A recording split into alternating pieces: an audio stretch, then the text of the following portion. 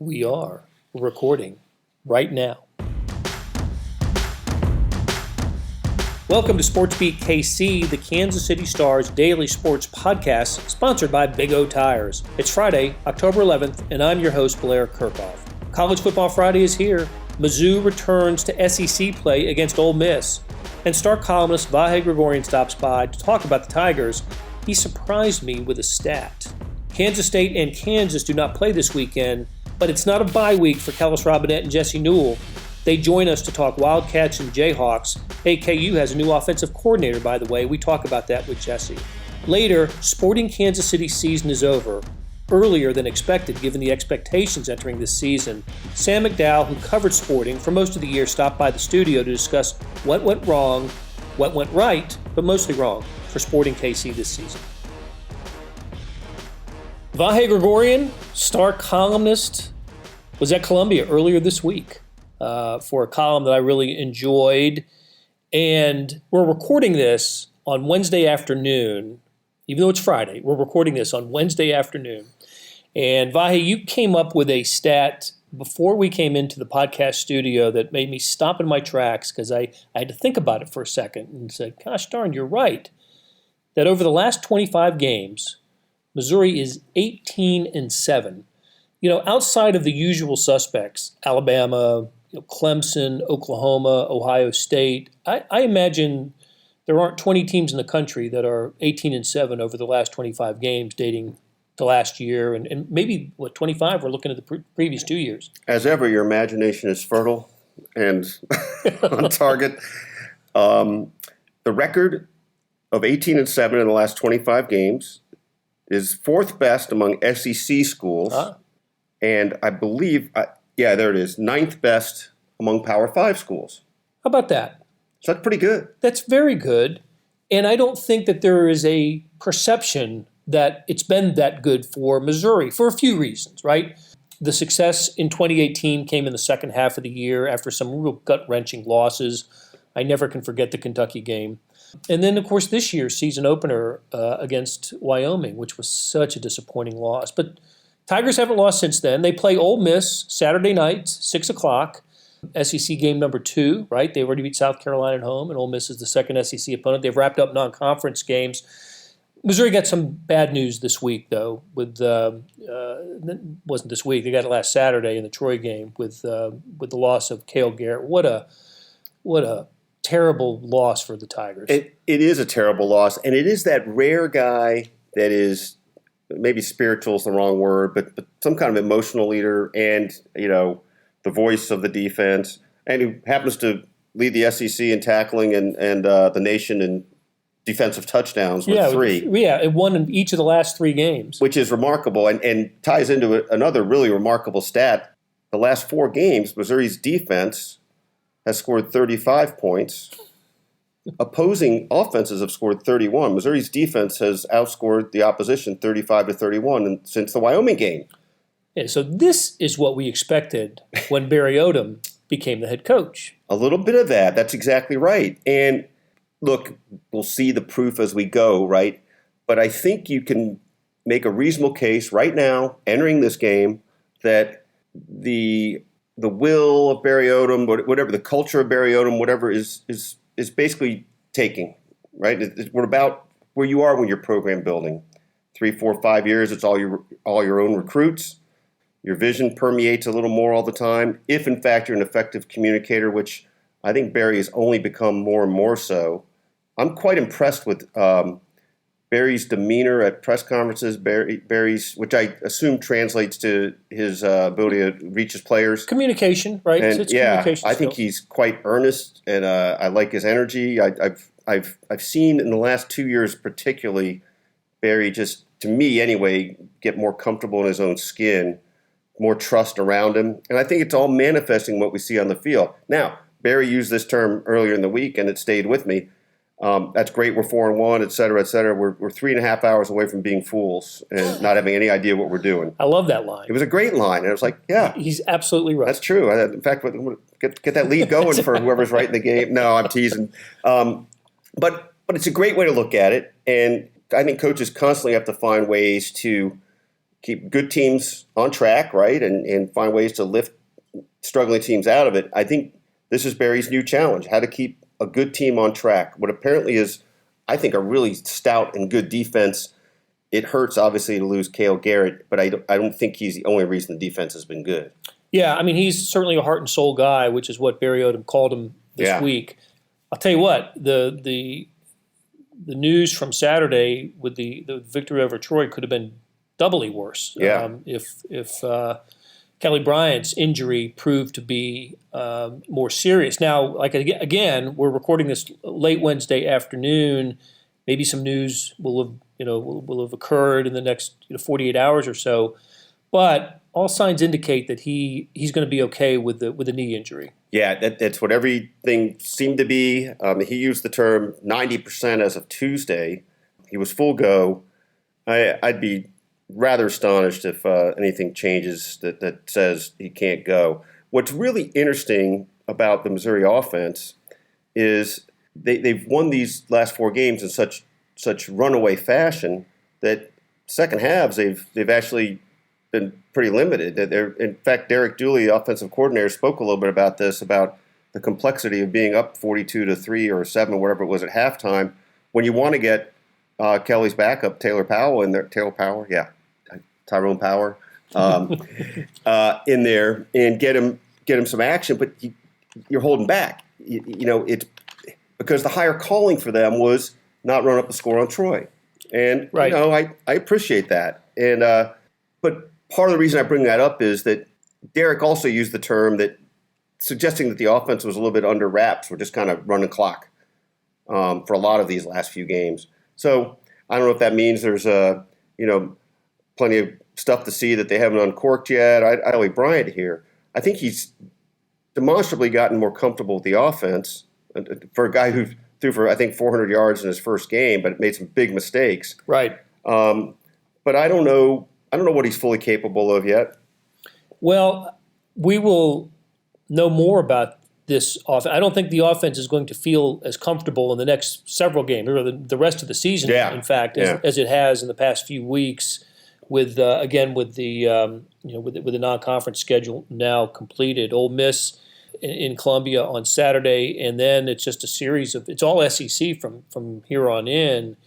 And look, the conference is shaping up, or let's just say the division anyway. Missouri's the East Division for the Tigers, shaping up kind of how we thought it might, with Georgia taking off and Florida Florida's had some nice wins and up there in the top 10, and both of those programs are they're before Missouri's got both of them coming up on the schedule. They really handled Florida a year ago. Georgia's been the one that's been the puzzle for the Tigers. Have defeated them once, right? In Georgia, which was, I would argue, maybe one of the most significant wins in Missouri history. I guess that was that 2014 SEC West championship title. Season, right. Did I say West?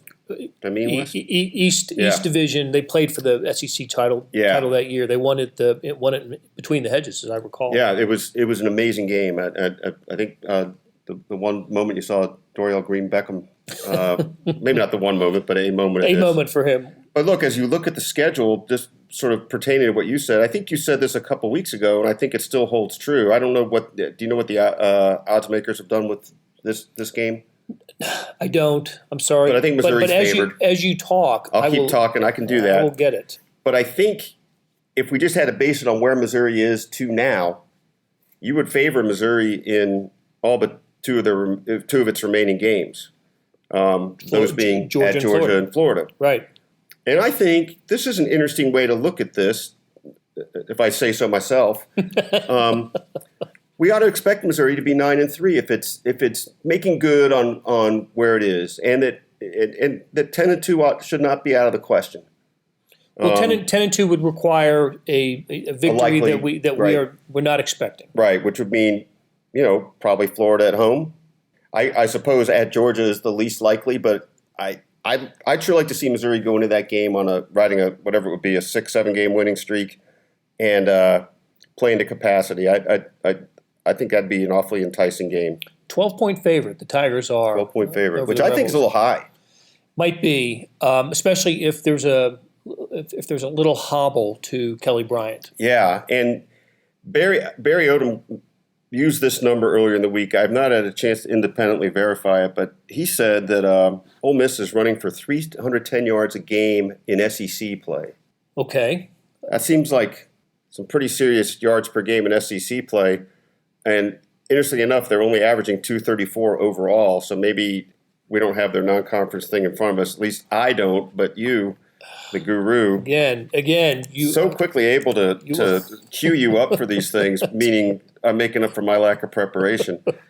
But luckily, you're here, Blair. I find that kind of incredible, actually. So let's. Yeah, it does seem incredible. So we're calling up. Well, this can't be right. In SEC play, they played Alabama and Vanderbilt, Arkansas early on. So they are 3-3 overall, and 2-1 in SEC play. Obviously losing to Alabama. I don't know. Maybe I'm not going to distrust Barry on this. Barry did not do what Bill Self likes to do, which is give us the exact number and then say you might want to check me on that. Then hedge his bet. I thought, yeah, but I think Barry said it with a certain conviction. But I apologize to you and to our podcast listeners for not having had a chance to look that up directly before. Please let us know. Well, I suspect sometime in the next couple of weeks we'll know about Missouri's bowl ban situation. Yeah. The NCAA will know if the appeal is accepted or not. But whether Missouri will serve the bowl ban or not, I'm very interested in the way the season plays out for the Tigers. I just think there's a lot of good football left in this program, and some great matchups. Georgia, Florida, at Kentucky, a kind of a revenge game for Mizzou. Heck, even at Vanderbilt, there's some games that I'm looking forward to seeing. So, absolutely, for sure. And look, I as of right now, I'd sure like to see the build-up into Missouri having one loss going into that Georgia game. I mean, that'd be really exciting. It'd be good for the program. And I think they're not going to win a national championship this year, but I believe I'm quoting Blair Kerkhoff when I say, is there any program that needs that national title more than Missouri in football or basketball? And maybe there isn't. There is not. There is not. I've done a scientific study on this. the emotional wherewithal of a fan base, and I think Missouri needs it as much as any fan base in the country. Well, it's on my mind here in the 75th anniversary of Norm Stewart twirling the 13-hitter in the College World Series to help the Tigers. 1954. Yeah, beat Rollins College, I think, in the title game. One of two NCAA championships for Missouri athletics. The other, the inaugural NCAA indoor track championship. So time for more. It is time for more for Mizzou. All right, Vahe, thanks a lot. And when we return, we'll hear from Kellis Robinett, who covers Kansas State for the Star and Wichita Eagle. Kellis Robinett, who covers Kansas State for the Kansas City Star and Wichita Eagle, joins us. The Wildcats don't play Saturday. They're coming off a loss to Baylor. That's 2 losses in a row, 2 Big 12 losses, after that encouraging win over Mississippi State. And Kellis, when I look at a common kind of denominator between the last 2 losses, I see a team that's having difficulty running the ball. 126 yards against Oklahoma State, 123 against Baylor. In the Chris Kleiman offense, I think that running the ball is pretty important, especially after what we saw the first couple of games. Yeah, I mean it's more than important. It's everything, really.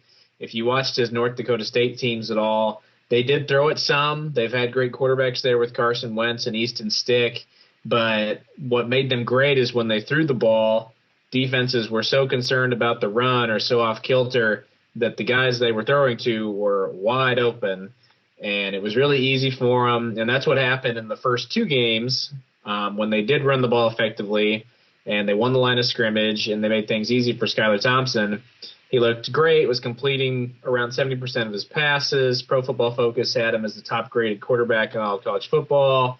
And then all of a sudden, they go into Big 12 play and they see these weird 3-3-5 defenses, and things just aren't clicking the same way. And I know they've had injuries at some key positions, but yeah, it's just interesting because without that running game, everything else is kind of falling apart. The biggest stat I found going back and really digging into the last two games is that they've had 129 plays combined in Big 12 play against Oklahoma State and Baylor, and only one of them has gone for over 30 yards. It was a pass to Sammy Wheeler for 39 yards against Oklahoma State. Other than that, it's all been 29 and under. They've only been averaging 4.5 yards a play. And if other teams aren't going to respect the play action pass, and they're blowing up the run, Kansas State's not going to get a whole lot going. So that's the main thing they need to fix moving forward, I think. Hey, and when I hear 129 plays, I also think of, that's not what you want offensively either. Not in the Big 12, 65 plays per game, unless you're trying to control the clock and kind of shorten games. So look, Kansas State under Bill Snyder and under Kleiman now, not a typical no huddle breakneck speed offense, but there just needs to be more production here. I mean, not just the rushing yards. I mean, we're talking about total of 25 points in each of the last two games. Just not going to get it done in this conference.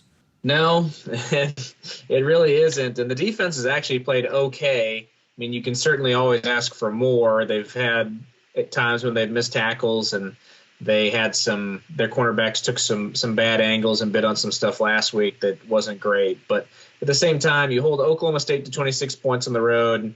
Boy, you think that's got to give you a great chance to win. And they only scored 13.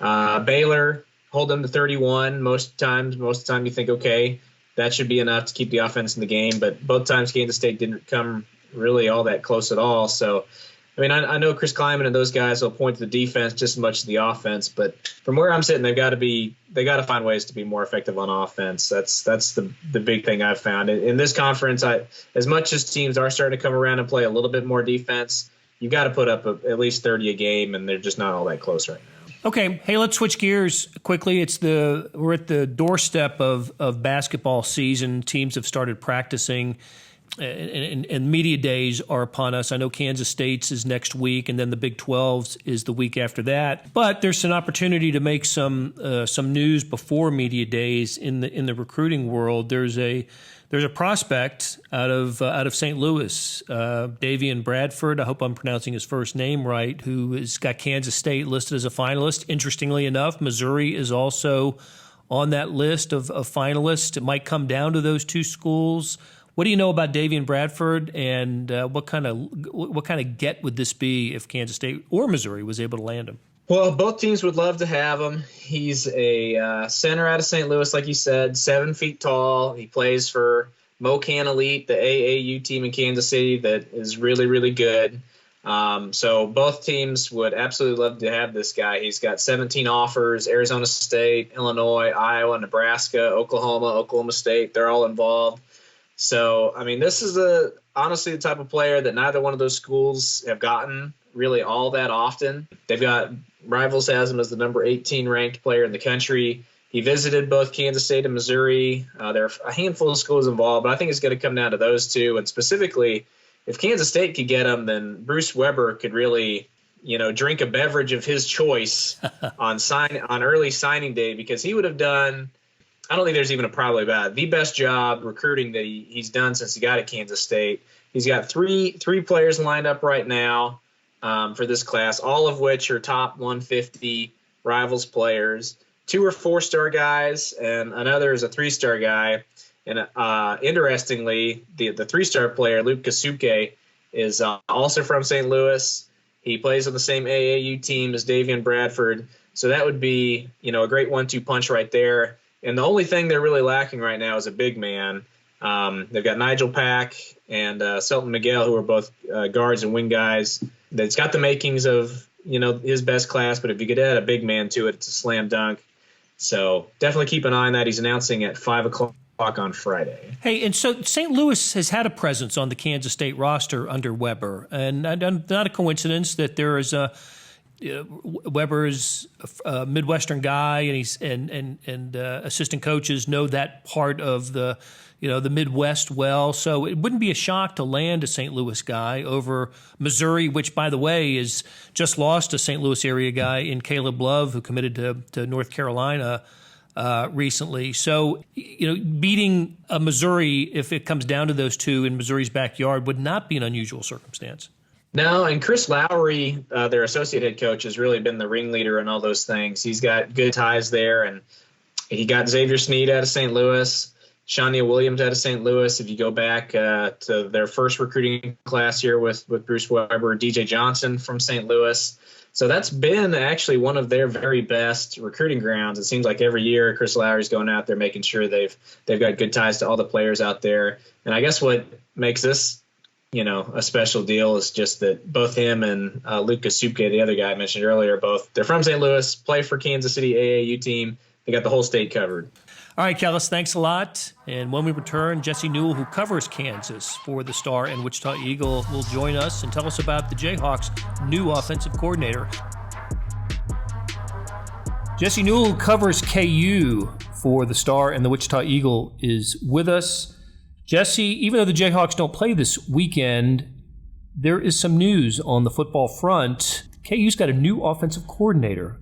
I believe this is number 3 in the Les Miles era. They have played 6 games. Yeah, it is pretty crazy when you look at it like that. They started with Chip Lindsey, who came in and was very highly regarded, and then he left for the head coaching job at Troy. Understandable to take a head coaching job for sure. KU had no protection in his contract to have him leave, which I think that's fine too, probably, just because if he is that in high regard and wants to go take that job, I don't see a major problem with that. Maybe you could have a little bit more protection, but KU didn't. They bring in, after that, Les Kenning, who, an old-time offensive coordinator for Alabama, A&M in the day. Just didn't work out. It really seemed like he's catered a lot to Les Miles and his offense. We see a lot of the Les Miles toss sweeps in there, so it seemed like he was kind of a guy that was sort of getting strong-armed by Les Miles in there. So 6 weeks in, they change over to Brent Dearman, who is an offensive analyst. He's a guy that was the head coach for NAIA's Bethel last season, and they led all of college football in scoring. And so, listen, I know there's the easy jokes to be made about KU football and change, and listen, David Beatty fired his offensive coordinator. All these things happen so quickly. But honestly, Blair, I got to be completely honest with you. This is a really good move, I think, for the Kansas program, because when you talk about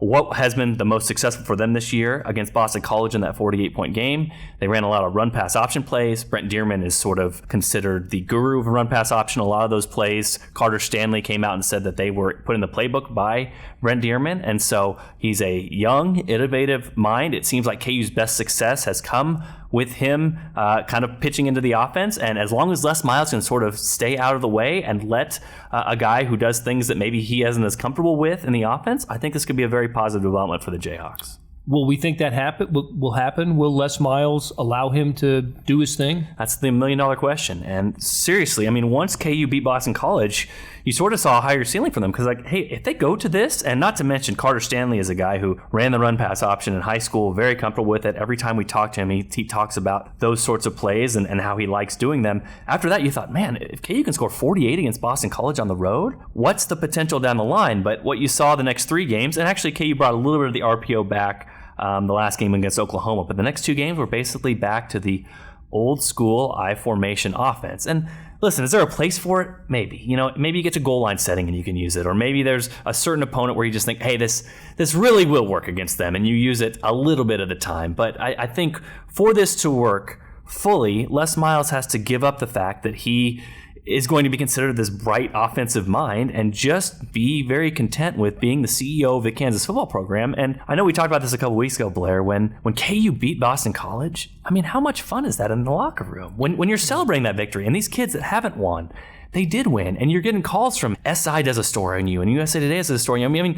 Bill Self always has a line, when you win, the pie is big enough to go around. So if you're Les Miles, you got hired to be the CEO, to be the motivator, to be the recruiter, to be the face of the program, and then to take the credit when you win football games. So if it's not your offense, who cares if it's not your offense? If it's Brent Dearman's offense, who cares if it's Brent Dearman's offense? If it produces 48 points and produces victories and makes you seem like a smart coach, that to me seems like the right way to go. So Dearman had the success as a player and as one season as a head coach at Bethel, as you said. I think that's Bethel, Tennessee, too. Correct. It's not Kansas. Not Bethel. Kansas, yep. But he's also had some Division I assistant coaching experience. He was at Auburn for a little bit, not as an offensive coordinator, but I think he was an analyst there too, maybe a running game analyst. So He's young, and but it strikes me as an infusion of energy maybe for this offense. It's averaging, I think, 23 points a game, 22-8 or something like that. In the Big 12, unless you're going to be a program that plays a brand of offensive football that is just so alien that opponents aren't ready for it, like Army, or Navy, military academy type offense, which I've often thought Kansas should do if they're not going to have the horses. But they do have some weapons. Kansas does have offensive weapons. As you said, we saw them at Boston College. Get somebody in there who has had proven success at running this type of offense. Yeah, it's sort of fascinating on a lot of levels. I know Les Miles mentioned specifically the recruiting part of this. Obviously Les Miles is into what helps them get recruits, and to have a guy sort of the antithesis of Les Kenning. I mean, Les Kenning's 60 years old, has been around the block. I mean, many jobs. Yes, sort of let Les Miles kind of do what he wanted to do. And then you've got on the very opposite end, Brent Dearman, who, hey, this is the flashy offense. And if you go on Twitter, like once he was announced the guy, I mean, he has people all over who love him. He's the guy that will go on podcasts and if a coach emails him about what to do on this particular RPO play, he'll email them back. And he has 2 different books on the RPO. I mean, just very well respected. I've had a few brief conversations with him. I mean, just seems like a genuinely a guy that you want to talk with, that seems open, that you like being around, that sort of thing. And as an analyst, you can't technically be an on-field coach for Kansas. So to get him out there with guys like Carter Stanley and the rest of the offense, I think that could be positive as well. I also think it's sort of, you look at maybe 2 schools of thought with football, and I think this is sort of what you battle. You kind of have to go one of 2 directions. Either the pro side of things is usually you cater to your opponent. You have a bunch of time to prepare and you do things that you think are going to be good against your opponent. Or you kind of go the Mike Leach style, which is, hey, we are just going to practice this thing that we do so well. We can call the play out across to the other team, but we're just going to out-execute you. And then with the RPO, you have the added element, which is, hey, if this linebacker is a half step in the wrong spot, or if this guy tries to do his job and the safety's job instead of just his job, we're going to pick that apart because that is what is ingrained in the offense. So kind of if you look at this from a big picture perspective, Brent Dearman sort of has that second mindset, which is like, we can call out the play across, but there's so many different options with this. It makes it very difficult on an opponent to counter that. And then also, KU, if you have enough repetition with that, and that's what you're going to do, you're going to try to out-execute your opponent and just know better what you're going to do, then they can counteract it. So I think for Kansas, this can be a big shift. Once again, if Les Miles allows it to be a big shift. So we saw one game really where Kansas kind of turned the reins over of the RPO, and they had great success with it. They did a little bit more against Oklahoma. This might not be perfect. Obviously, the first game they're going to have with the new offense is at Texas, so that might not go well because any offense might not go well at Texas. But you mentioned it, Blair. I mean, Andrew Parchment, Dalen Charlotte.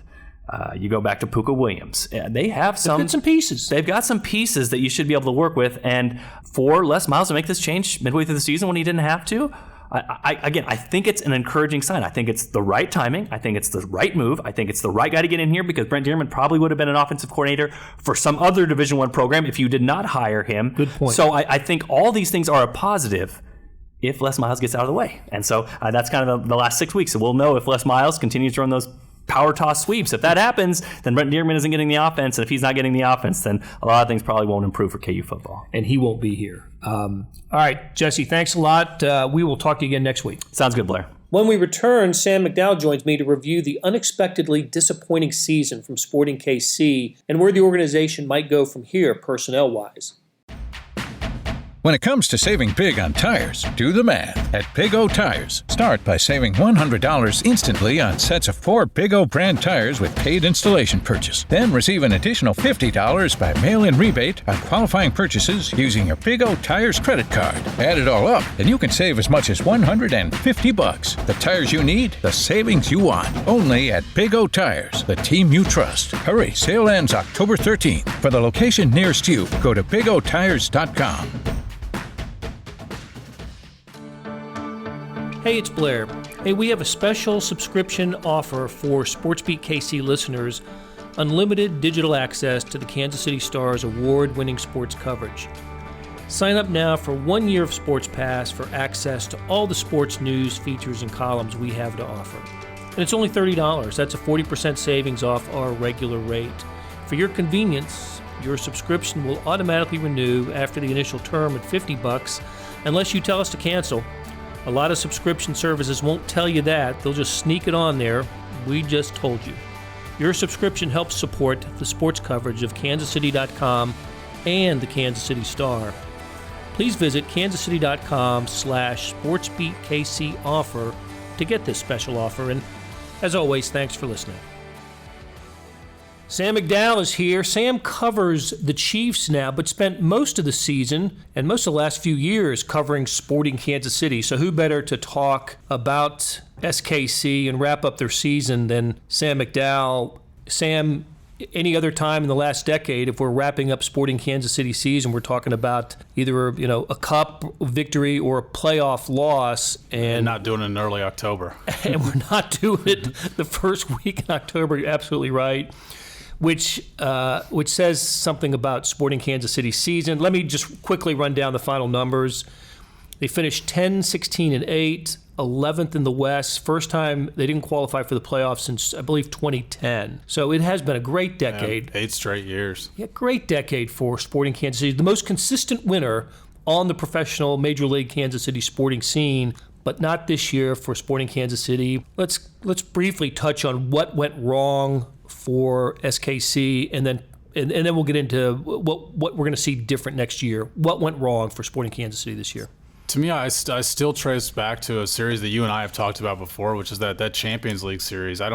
Because for the first month of this season, this team actually looked capable of doing everything that they had done last year, which last year they were within one half shy of going to MLS Cup. I mean, they had Portland beat on their home field and ended up giving that up, obviously. But first month of the season, I thought they looked great. They played well in MLS play. They were cycling back and forth between that and Champions League, advanced further in Champions League than any other MLS team. Semifinals. Yeah, and then they just got absolutely clobbered in that Monterrey series. First on the road, and then at home, I thought that they shouldn't have stuck with their starters because the series was over. 5-0 loss. They lost right? 5-0 on the road. That's an aggregate scoring in a two-game series, and I think that they put the starters back out there to sort of rebuild some confidence. I think Peter Vermes had already sensed that game had done some damage to him. Tries to rebuild the confidence in the second leg. Instead, it doubles down the other way. And I thought you saw a team that never mentally recovered from that. Then you've got injuries factored in. Then you've got guys that don't have as good a season. You've got an aging core, and just all that together sort of formulated what you saw at the final product. In hindsight, it's obviously because of the way the season unfolded. You can say that it was a bad idea, just being part of it and then reacting to it the way that they did.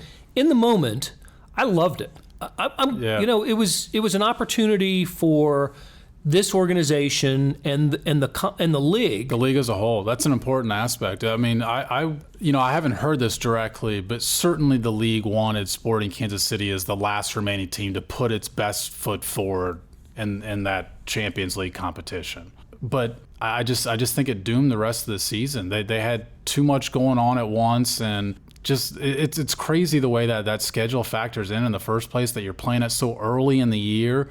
Maybe if it happened later in the year, they've got some points accumulated and they can sort of rebound from that because they know they're a good team based on the evidence of what's happened over 3 months. But when they'd only played about a month of the season, I just didn't think they had anything to sort of fall back on to refine their comfort level at all. And keep in mind, the Sporting Kansas City team that entered this year was the West Division champ, set a club record with 65 goals last year. I don't know what the preseason polls were like. I don't know if they were the favorite going into this year. Second, I think LAFC, based on the moves they had added, and they finished third last year. Them and Sporting Kansas City played for first place on the final day of last year's regular season. They had a lot more offseason moves and money. I mean, that's what it came down to, that they spent, that I think a lot of people thought they were the favorite, but Sporting Kansas City was right there behind them. Knowing what a competitor Peter Vermes is, this has to be a crushing season for him. I did see a quote in the after the finale, which they lost 6-0 to Dallas. I did see a quote from him saying, "Look, we didn't deserve to be in the playoffs," and for him to say that,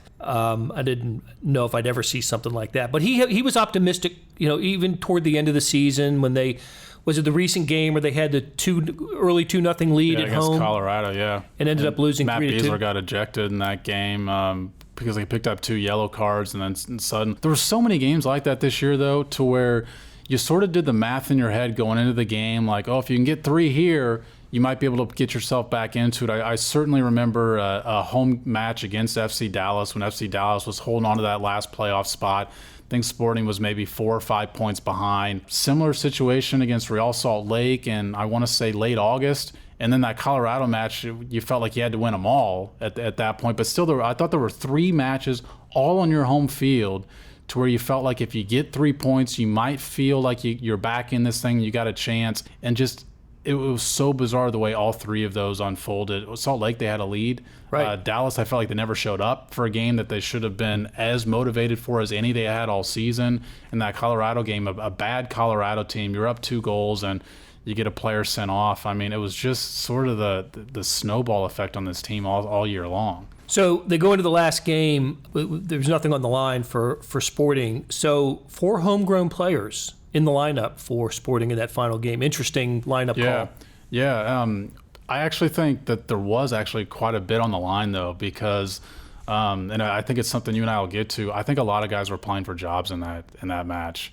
And I obviously haven't talked to Peter since that match happened, but knowing him and like you know him as well, I mean, I think that's going to affect the way he views some guys when their exit meetings happen this week.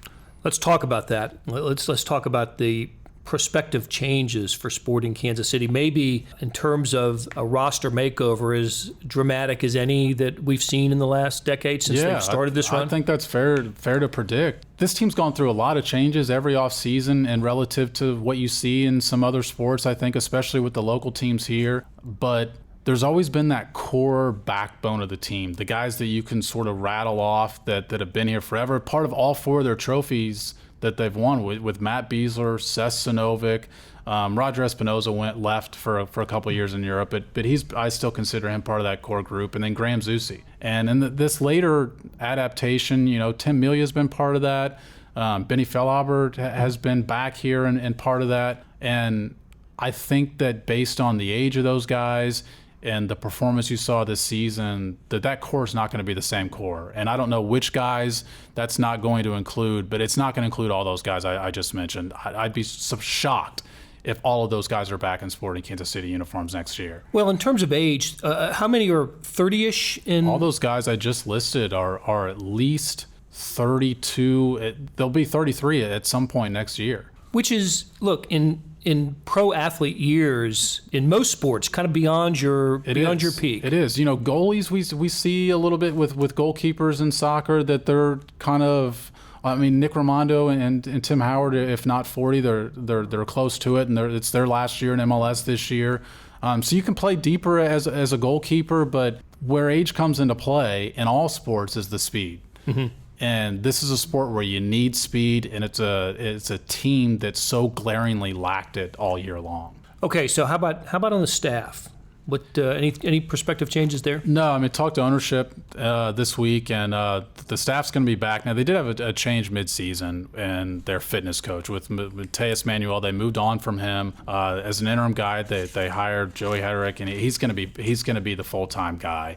But Peter Vermees is going to get a shot at turning this around. And, I mean, those of us who have covered other franchises in this town, I mean, this team's been blessed with Peter Vermees. He deserves a shot to turn this thing around. No doubt about it. No doubt. Even when Sporting Kansas City is winning, he is still their harshest critic. And I've always appreciated that about him, that he never satisfied. Even when things are going well, there's always something to find, to improve on. Yeah. And I think that's why he's been as successful as he has been. Yeah, I remember when I kind of wrote maybe a little bit more expansive feature on him last year and talked to some of the assistant coaches about that. And I should point out the assistant coaches are going to remain in place as well. But talked to Kerry Zavagnin, who played with Peter, and he's been on his staff ever since he's been here. And he told a story about how they had won U.S. Open Cup in Philadelphia, and that was not their most recent one. So that would have been the 2015 U.S. Open Cup. And it was late September. And they're on the bus after the game. And, of course, the players are kind of soaked in champagne. And first thing Peter says was talking about their match coming up on Saturday, their MLS regular season match. The very first thing out of his mouth. And they kind of thought, this is why you do it, though. This is what you should be enjoying. But he's just always – that's just the way he's built. He's always looking for the next thing. All right, so even though it was something of a lost season for Sporting Kansas City, it was a season, and so let's think about who a team MVP might have been for Sporting Kansas City this year. Who would you who would you identify? They had some highlights, they had some moments. The two guys that I think the one guy that was really most consistent throughout the year was Felipe Gutierrez, partly because the cliche is your best ability is availability, and during that stretch when everybody was out, he was the one workhorse. And I did think he got into a moment where he was trying to do too much because he knew everybody that was out. He could sense the way the season was going, the tide of it, and was trying to flip that. But he played well for him this year. To me, Johnny Russell should be absolutely part of this. The future, whoever is going to be around them, I still think he's your most dynamic weapon up to in that sort of attacking three that you have there. But when we talked about who's not going to be back, I mean, that's something they have to address absolutely, is they're going to have to get a striker this next year, because they had nobody on that roster who could consistently put easy chances away. Because Peter Vermes said this often, and you go back and watch the games, and it's accurate. They created chances this year. They should not have scored, 16 fewer goals than they did last year. They didn't have a striker last year. They broke a club record with 65 goals last year. This year, I think 48, 49, whatever that number ended up. And it was because that position just so much involved him in the attacking front, and they just didn't have a guy that could put away goals. Busio was fun to watch, and gave him a real burst of energy when he came on the scene. And I certainly wonder what the future holds for him, immediate future, because I think long-term future, it's hard to call it a consensus in any sport, but I think a lot of people think he's going to be a valuable player, whether it's here, whether they end up getting cash for him at some point and he plays elsewhere, I don't know. But I am interested to see if they consider him a guy they can really rely on at 17 years old next year. I think he'll turn 18, and it's April or May or early in the year. But how early do they want to involve him and sort of the backbone of the team? Right. Okay, Sam, good stuff. Appreciate you stopping by, and we will talk to you again soon. Thanks, Blair. That'll do it for another week of SportsBeat KC, sponsored by Big O Tires. Hey, wanted to give a shout out to our listeners who have purchased subscriptions through the ad you hear during the podcast. You know, that $30 a year ad. You're helping us support this podcast and the Stars sports coverage, and we greatly appreciate it. Thanks to Kathy Liu and Leah Becerra, who worked their producing magic this week from places other than Kansas City. Travel safe, you guys. If you're listening to us on Apple Podcasts, give us a rate and a good review. Check some of the stars, 5 of them. It helps.